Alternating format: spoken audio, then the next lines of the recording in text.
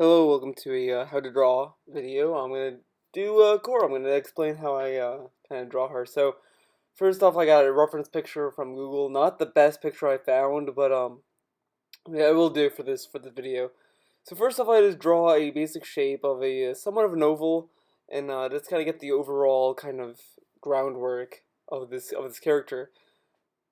And then with the eyes, I just draw general circles to kind of get the general shape of the eye. Because a lot of people think that, oh, it's a football, so just draw footballs for eyes. That's not completely true. Your eye is a circle, that's why it's called an eyeball. Your eyelids kind of conform the eye into a shape that is kind of like a football, but it's really not close to it. So don't really draw that. Just it's kind of like a very slanted cube almost.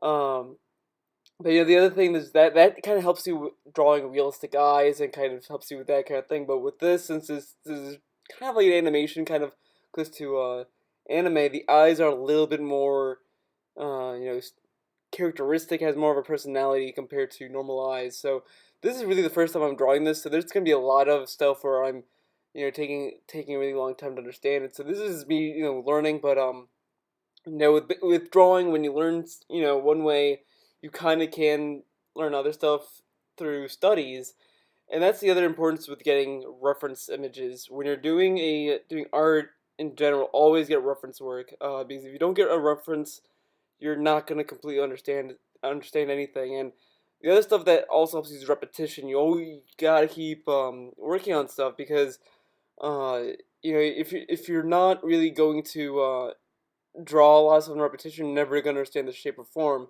I haven't drawn a lot of Korra or Korra fan art to begin with, so there's a lot of stuff that I don't think is perfect about this particular piece, but for the sake of this video, it's a solid piece.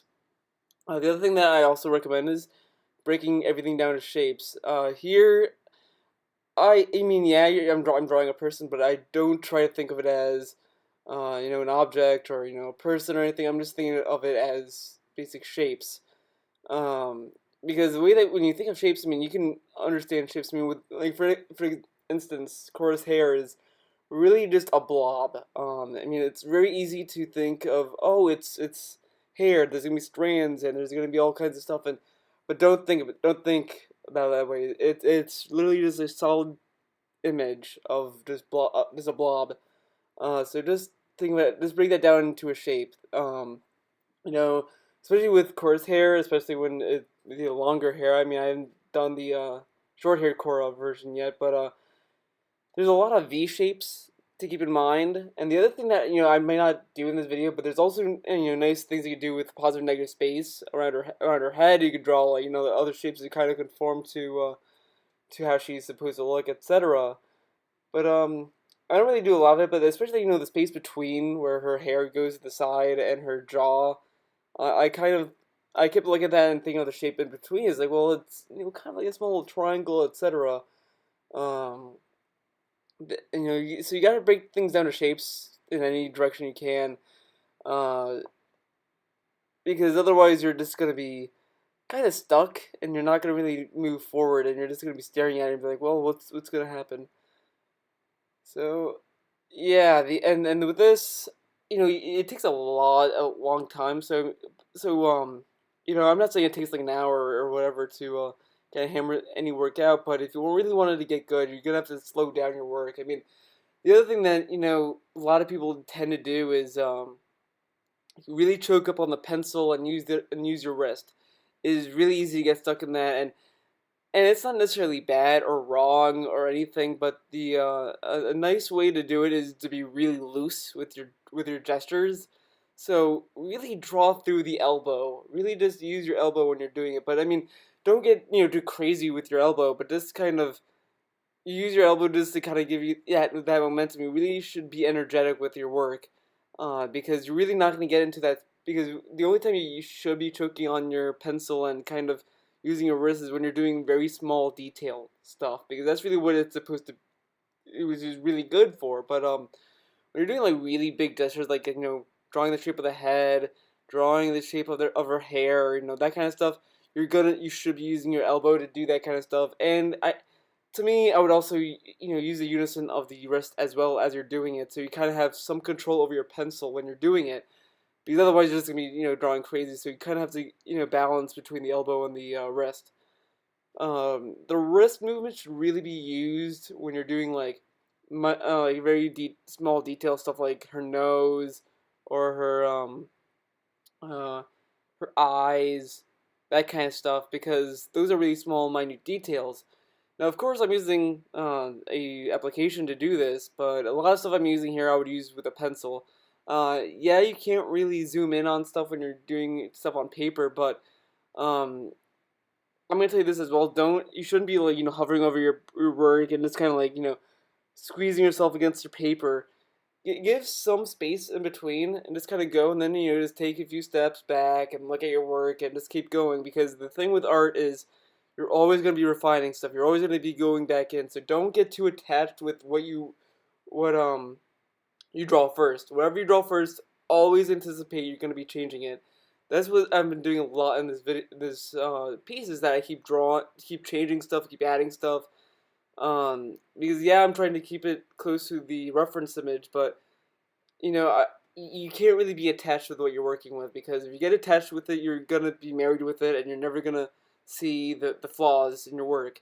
There's always flaws in work, and I'm not saying it, like, oh, well, look at me, I can draw stuff perfectly, and it's all flawless. No, there's a lot of flaws in my work. Um, there's no such thing as a perfect art piece, in my opinion, until you get really, really, really, really good. But that's gonna take years to get to. I mean, a lot of stuff I do a lot of shortcuts here, but don't do shortcuts. Shortcuts come later. Don't be cutting corners. Don't be making little small little cheats, because that kind of stuff. If you're just starting to draw, and if you're a little green at it, that kind of stuff will really hurt your work, and it will really show that it will show up in the final piece. So don't try to take the easy way out. It will just hurt in the long run. Um, and the other thing that I find interesting about the show is that since it's such a stylized animation type show, I never. I mean, I can draw like Batman the Animated Series, Justice League Unlimited kind of characters easily, but it took me a little bit of while to kind of get used to, because I'm not used to drawing characters with such huge eyes. And that's the thing, like, Korra's eyes are so unrealistically big. Like it's almost just like annoying sometimes. I mean, there's so many times in this piece that I just kind of look at him like, oh, I'm not getting it. I'm not understanding her eyes. It's ridiculous. Um, but that's the other thing. Like when you're drawing stuff from a show, trying to be show accurate, you kind of have to kind of go against what you were taught sometimes. I mean, it's really weird, because I mean the people who work on the show are really artistic. So I'm sitting there like, how do they get to these big eyes, and just kind of like noticing like no one's eyes are this big. And the other thing is like a face is pretty hard. I mean, I used to be really good with portraits. I mean, I could pump them out easily sometimes, but especially with noses, I just think noses are hard, especially when for instance, with Korra's nose, I can never get it right, and it always looks weird to me. And I mean, and I'm looking at it now, and it's like, yeah, it looks like her, and that's really half the battle when you're drawing stuff, is you kind of want to make it show accurate, but